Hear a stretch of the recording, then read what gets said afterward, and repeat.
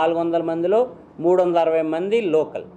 Only 30 to 40 people local వాళ్ళనే పెట్టుకోవాలని చెప్పారు. తర్వాత మేము అన్నీ ఎంక్వైరీ చేసి చూస్తే 480 2 సంవత్సరాల క్రితం చేసాం. ఆ తర్వాత కోవిడ్ అయినా కానీ, అంటే మొత్తం నుంచి కానీ రష్యా నుంచి మేము ఇంపోర్ట్ చేసుకునేది ఏంటంటే only fertilisers and ammonium nitrate. Years ఇప్పటి వరకు మనం సాగర్మాల ప్రాజెక్ట్ స్టార్ట్ చేసాం. ఈ సాగర్మాల ప్రాజెక్ట్ ఎందుకు అసలు, అదే నిన్న ఒక మీటింగ్లో నేను చెప్తూ ఉన్నాను. ప్రకృతితో పాటు మనం ఎప్పుడూ మనుషులు అన్నవాళ్ళు ప్రకృతితో పాటు పనిచేయాలి.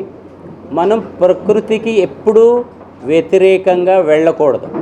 ఎందుకంటే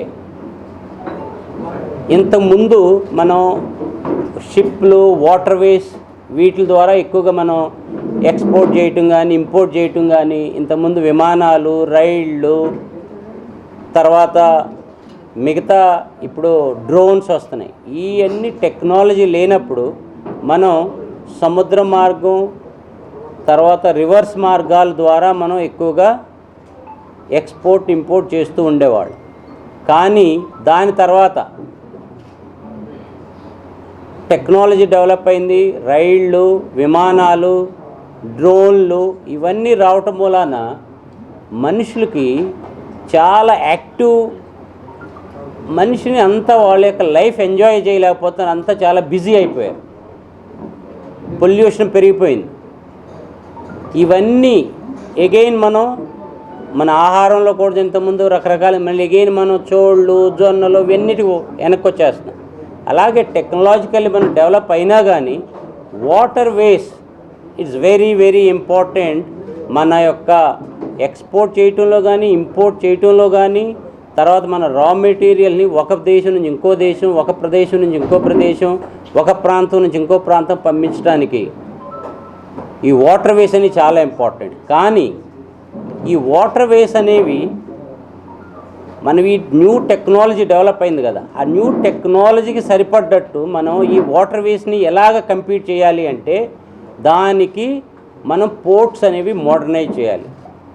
తర్వాత పోర్ట్స్లో టెక్నాలజీ, న్యూ టెక్నాలజీ తీసుకురావాలి. తర్వాత పోర్ట్స్కి మంచి కనెక్టివిటీ ఉండాలి. ఒక ప్లేస్ నుంచి ఇంకో ప్లేస్ కనెక్ట్ చేయాలంటే మంచి రోడ్ నెట్వర్క్ ఉండాలి, రైల్ నెట్వర్క్ ఉండాలి. తర్వాత మన పోర్ట్స్ని కూడా అధునాతనంగా టెక్నాలజీ ద్వారా డెవలప్ చేయాలి. అదే ఉద్దేశంతో మన ఈ సాగర్మాల ప్రాజెక్ట్ పోర్ట్ని మోడర్నైజ్ చేయటం, తర్వాత కొత్త పోర్ట్లు కూడా డెవలప్ చేయడానికి, తర్వాత ఎలాగ మన పోర్ట్ని వేరే ప్రదేశాలతో వేరే వేరే మోడల్ ట్రాన్స్పోర్ట్ సిస్టమ్స్ ఎలా కనెక్ట్ చేయాలి, తర్వాత మనం ఇండస్ట్రీస్ ఎలా డెవలప్ చేయాలి. ఇప్పుడు పోర్ట్ ఉంటేనే కదా, ఇప్పుడు విశాఖపట్నం ఉంది, పోర్ట్ డెవలప్ అవటం వల్లనే కదా సిటీ అంతా డెవలప్ అయింది. సో ఎలాగ మనం కొత్త కొత్త ఏరియాస్ని కొత్త పోర్ట్లు పెట్టి పోర్ట్ని డెవలప్ చేయొచ్చు, టౌన్స్ డెవలప్ చేయటం. ఇదే కాకుండా కమ్యూనిటీ డెవలప్మెంట్, ఎవరైతే కమ్యూనిటీస్ ఈ కోస్టల్ ఏరియాస్లో కానీ ఎక్కడ పోర్ట్స్ ఉన్న దగ్గర ఆ ప్రాంతంలో ఉన్న ప్రజలకు కూడా అభివృద్ధి చెందడానికి ఇది సాగరమాల యొక్క ముఖ్య ఉద్దేశం. అంటే మనం వాటర్ వేస్ని ఎక్కువగా ట్రాన్స్పోర్టేషన్కి వాడి మనకి 7,500 కిలోమీటర్ల కోస్ట్ లైన్ ఉంది. ఈ కోస్ట్ లైన్ని మనం ఏ విధంగా దేశం యొక్క అభివృద్ధికి, మన ప్రజలకి ఇంకా అభివృద్ధి చెందాలి అంటే, ఉద్యోగాలు రావాలి అంటే ఏ విధంగా మన పోర్ట్ని డెవలప్ చేయాలి. అందుకని పోర్ట్ మోడర్నైజేషన్ అండ్ కొత్త పోర్టులు డెవలప్ చేయటం, పోర్ట్స్కి కనెక్టివిటీ, తర్వాత కోస్టల్ కమ్యూనిటీ డెవలప్మెంట్, ఇవన్నీ సాగర్మాల ప్రాజెక్ట్లో పెట్టారు. ఈ సాగర్మాల ప్రాజెక్టులో మీరు పెట్టిన చూశారు కదా, ఇంత లాస్ట్ 2 years నుంచి మన ఈ సాగర్మాల ప్రాజెక్ట్ ద్వారా 802 ప్రాజెక్టులు 5,54,00,000 కోట్లు, మన 5.54 lakhs crore ఇంప్లిమెంటేషను 2015 నుంచి 2035కి ఈ ప్రాజెక్టులో సాగర్మాల ప్రాజెక్టులో పెట్టారు. అదే కాకుండా 181 ప్రాజెక్టులు 94,712 కోట్లతో 223 ప్రాజెక్టులు 2.11 lakhsతో ఈ ప్రాజెక్ట్స్ని మనం ఇంప్లిమెంట్ చేయబోతున్నాం. ఇదే కాకుండా 398 ప్రాజెక్టులు with 2.48 lakh crore are under various stage of development. అంటే కొన్ని వందల ప్రాజెక్టులు, కొన్ని లక్షల కోట్లు పెట్టి మన పోర్ట్ కనెక్టివిటీ, లాజిస్టిక్స్ కాస్ట్ ఎలా తగ్గించాలి. ఇప్పుడు మెయిన్గా ఏదన్నా ప్రాజెక్ట్ సక్సెస్ అవ్వాలి, ఏదైనా ఇండస్ట్రీ సక్సెస్ అవ్వాలంటే లాజిస్టిక్ కాస్ట్ని మనం తగ్గించాలి. ఈ లాజిస్టిక్ కాస్ట్ని తగ్గించడానికే మనం ఇప్పుడు ఈ సాగర్మాల ప్రాజెక్ట్ తయారు చేశారు. దీంట్లో మేము ఇప్పటివరకు మన విశాఖపట్నం పోర్ట్లో రకరకాల ప్రాజెక్టులు తయారు చేశారు. ఇప్పుడున్న కంటైనర్ టెర్మినల్ ఒకటి ఉంది మనకి. ఆ కంటైనర్ టెర్మినల్ని 633 కోట్లు పెట్టి ఈ ప్రాజెక్ట్ని దాన్ని కంప్లీట్ చేశారు. ఇదే కాకుండా ఐరన్ ఓర్ హ్యాండ్లింగ్ ఫెసిలిటీని 580 కోట్లు ఖర్చు పెట్టి దాన్ని కూడా పూర్తి చేశారు. అదే కాకుండా వెస్క్యూ 7 and 8 బర్త్లు, ఎక్కడైతే మనం కార్గో హ్యాండిల్ చేస్తామో ఇంపోర్ట్ ఎక్స్పోర్ట్ కార్గోని, అది 244 కోట్లతో దాన్ని కంప్లీట్ చేశారు. RFID gates, radio frequency identification device. ఇప్పుడు ఏదైనా ట్రక్ వెళ్తున్నప్పుడు దానికి ఒక చిప్ అటాచ్ చేసి ఉంటుంది. ఆ చిప్ చూడంగానే ఆ గేట్ ఓపెన్ అవుతూ వెళ్ళిపోతుంది. ఎందుకంటే టైం వేస్ట్ అవ్వకుండా మనకు one of the major ports ఈ RFID సిస్టమ్ను మనం ఇంట్రడ్యూస్ 8.49 కోట్లతో ఖర్చు పెట్టాం. మొబైల్ కంటైనర్ స్కానర్ ఒక 30 కోట్ల రూపాయలతో. ఏమన్నా కంటైనర్స్ వచ్చినప్పుడు ఆ కంటైనర్స్లో స్క్రాప్ కానీ మిగతా ఇంపోర్ట్ చేసినప్పుడు అవి సరిగ్గా ఉన్నాయా లేదా, as per rules or regulation, ఇంకా ఏమన్నా మెటీరియల్ ఇంపోర్ట్ చేస్తున్నారని ఒక కంటైనర్ స్కానర్ను కూడా మనం ఈ సాగర్మాల ప్రాజెక్టులో చేసాం. ఇంకా మనకి షిప్లోంచి కార్గోని దించడానికి, తర్వాత లోడ్ చేయడానికి HMCs, ఒక 2 HMCs కూడా మనం ఈ ప్రాజెక్టులో చేసాం. కోస్టల్ బర్త్ ఒక 45 కోట్లతో కోస్టల్ బర్త్ ఒకటి కన్స్ట్రక్ట్ చేశారు. ఇంకా మనం ఫ్లైఓవర్ బ్రిడ్జ్, ఇప్పుడు సీహార్స్ జంక్షన్ నుంచి డాక్ ఏరియాకి 250 కోట్ల రూపాయలతో అది ప్రపోజల్ ఉంది. NHAI DPR తయారు చేశారు. అది కూడా మనం ఇప్పుడు, ఎందుకంటే మనకి 13 రైల్వే ట్రాక్స్ ఉన్నాయి. ట్రక్స్ మూవ్ చేయాలంటే చాలా టైం పడుతుంది, ట్రాఫిక్ జామ్ అవుతుంది. అందుకని 250 కోట్లతో ఇది DPR స్టేజ్లో ఉంది.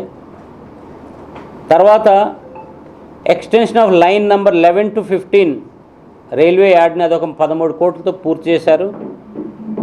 మల్టీ మోడల్ లాజిస్టిక్ హబ్ మనకి కాంకార్ ఉంది కదా, అక్కడ 480 కోట్లు పెట్టి అది కంప్లీట్ చేశారు. EQ10 బర్త్ని 55 కోట్లతో తయారు చేశారు. EQ7 బర్త్ని 16 కోట్లతో దాన్ని ఒక రివ్యాంప్ చేశారు. ఇంకా మనకి EQ2, 3, 4 బర్త్ల్ని 194 కోట్లతో దీన్ని కంప్లీట్ చేశారు. 38 కిలోమీటర్ రైల్వే లైన్ కూడా మనం ఎలక్ట్రిఫికేషన్ ఈ యోజన అంతర్గత చేయిస్తున్నాం. ఇంకా OR1, OR2 2 బర్త్లు మనం 366 మీటర్ల నుంచి 606 మీటర్లకి లెంగ్త్ పెంచుతున్నాం. అది 167 కోట్ల రూపాయలతో ఇది వచ్చే సంవత్సరం కల్లా తయారైపోతుంది.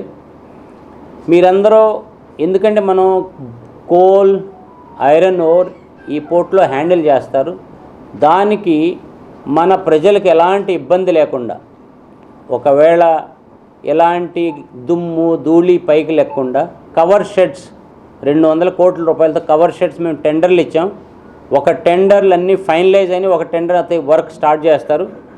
అవే కాకుండా వెస్క్యూ 7, 8, ఎందుకంటే మనం ఓపెన్గా ఏదన్నా కోల్ కానీ మిగతా మెటీరియల్ మనం హ్యాండిల్ చేస్తున్నప్పుడు డస్ట్ అనేది వస్తూ ఉంటుంది. దాన్ని కంట్రోల్ చేయడానికి ఇప్పుడు మెకనైజేషన్ 288 కోట్ల రూపాయలతో వెస్క్యూ 7, 8 బర్త్ల్ని ప్రైవేట్ PPP బేసిస్ మీద మనం మెకనైజ్ చేయబోతున్నాం. వెస్క్యూ 6 బర్త్ అది ఒక సంవత్సరంన్నర నుంచి అది క్లోజ్ అయ్యింది. దాన్ని మళ్ళీ మేము నెగోషియేషన్ చేసి దాన్ని మళ్ళీ మనం PPP బేసిస్ మీద ఇవ్వబోతున్నాం. ఫిషింగ్ హార్బర్, అదే community development. Fishing harbour, world class fishing హార్బర్ని మనం నెక్స్ట్ 1 ఇయర్లో తయారు చేయబోతున్నాం. 150 కోట్ల రూపాయలతో, 50 కోట్లు మినిస్ట్రీ ఆఫ్ ఫిషరీస్, ఇంకొక 50 కోట్లు ministry of ports, shipping and waterways, ఇంకొక 50 కోట్లు మన విశాఖపట్నం పోర్ట్ ట్రస్ట్ ద్వారా ఈ ఫిషింగ్ హార్బర్ని తయారు చేస్తున్నాం. ఇది వరల్డ్ క్లాస్ అవుతుంది.